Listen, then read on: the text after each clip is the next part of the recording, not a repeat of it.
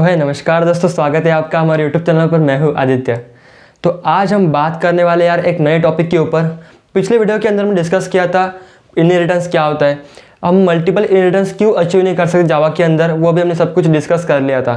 तो आज हम बात करने वाले एक नए टॉपिक के ऊपर जिसका नाम है पॉलीमॉर्फिज्म।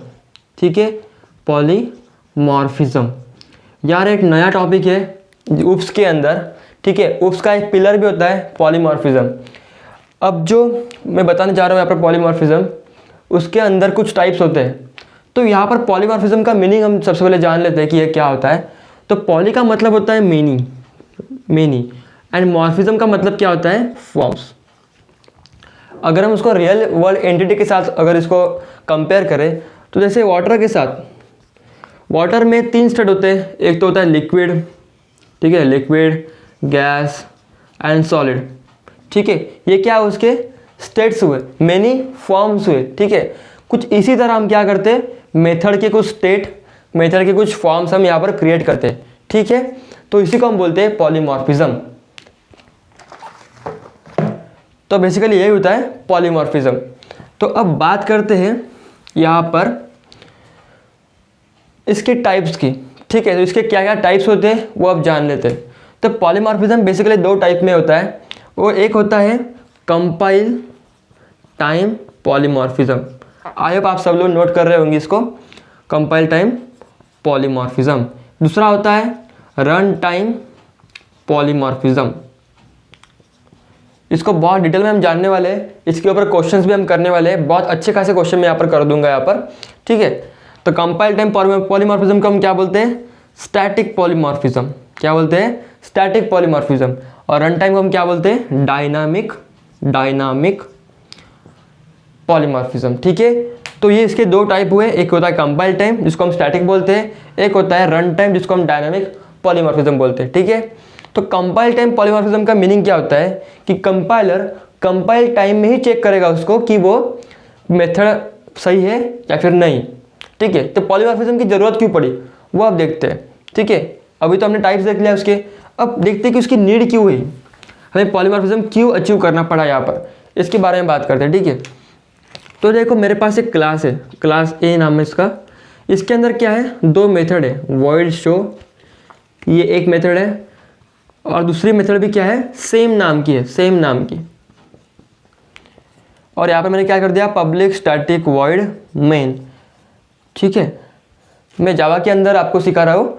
अगर आपका बैकग्राउंड C++ है तो आप उसको रिलेट भी कर सकते हो, कोई बात नहीं है ऐसे। ठीक है, पब्लिक स्टैटिक वॉइड मेन, आप यहाँ पर मेन फंक्शन लिख सकते हो।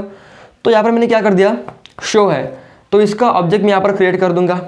ठीक है, ये इसका ब्रैकेट है, ये इसका ब्रैकेट है, ये इसका ब्रैकेट है। ठीक है, तो यहाँ पर मैं इसका ऑब्जेक्ट क्रिएट कर देता हूँ, AOBJ।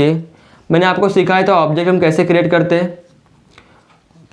ठीक है, ऑब्जेक्ट क्रिएट करना मतलब क्या होता है, इसकी एक बैग बनाना।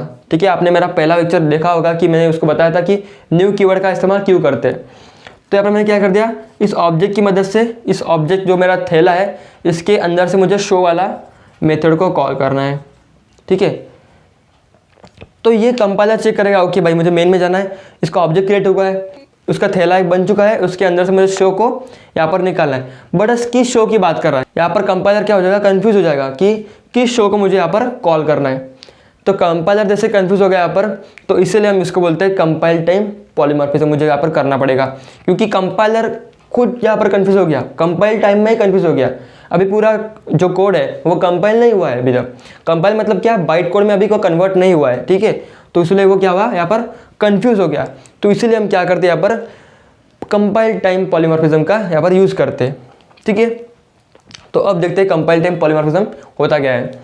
तो यहाँ पर देखता हूँ मैं कंपाइल टाइम पॉलीमॉर्फिज्म। हम कंपाइल टाइम पॉलीमॉर्फिज्म के ही क्या बोलते हैं, फिर से स्टैटिक भी बोलते हैं, और एक इसका नाम है जिसको हम बोलते हैं ओवरलोडिंग।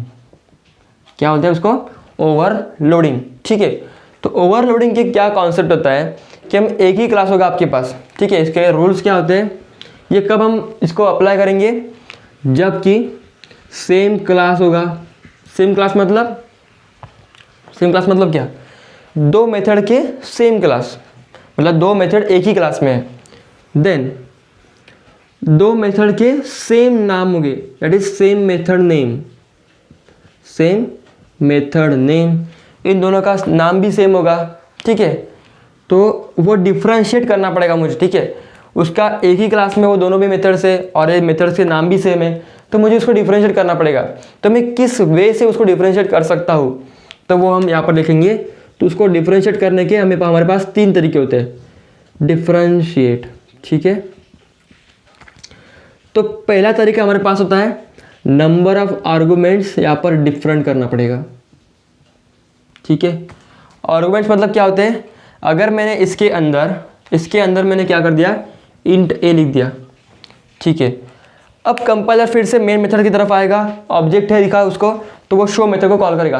बट अब की बार क्या हुआ है, शो के अंदर मैंने कोई पैरामीटर पास नहीं किया है, तो उसने यहाँ पर चेक किया शो को, यहाँ पर कोई पैरामीटर उसको नीड भी नहीं है, तो उसको रन कर देगा। बट इसको भी चेक करेगा, हाँ ये भी शो है बट उसको एक पैरामीटर, एक आर्गुमेंट उसको चाहिए, तब भी ये रन करेगा। बट यहाँ पर तो कोई आर्गुमेंट हमने पास ही नहीं किया, तो इसको एग्जीक्यूट नहीं करेगा। तो कंपाइलर समझ जाएगा कि मुझे इस शो को यहाँ पर कॉल करना है, समझ गए। तो इसलिए हम बोलते हैं कि अगर नंबर ऑफ आर्गुमेंट डिफरेंट है तो कंपाइलर खुद ब खुद इसको डिफरेंशिएट कर लेगा। तो हमने यहाँ पर क्या अचीव किया, ओवरलोडिंग। नाम तो सेम है बट उसके आर्गुमेंट्स यहाँ पर डिफरेंट है, ठीक है। आर्गुमेंट, नंबर ऑफ आर्गुमेंट्स यहाँ पर बेसिकली डिफरेंट है। अब सेकेंड जो होता है वो होता है यहाँ पर sequence of arguments, sequence of arguments. तो अब बात करते हैं सीक्वेंस ऑफ आर्गुमेंट्स की, कि हम कैसे सीक्वेंस के द्वारा इसको डिफरेंशिएट कर सकते हैं। देखो अगर मेरे पास है इंट ए और यहाँ पर है स्ट्रिंग बी, यहाँ पर लिख दिया मैंने स्ट्रिंग बी इंट ए।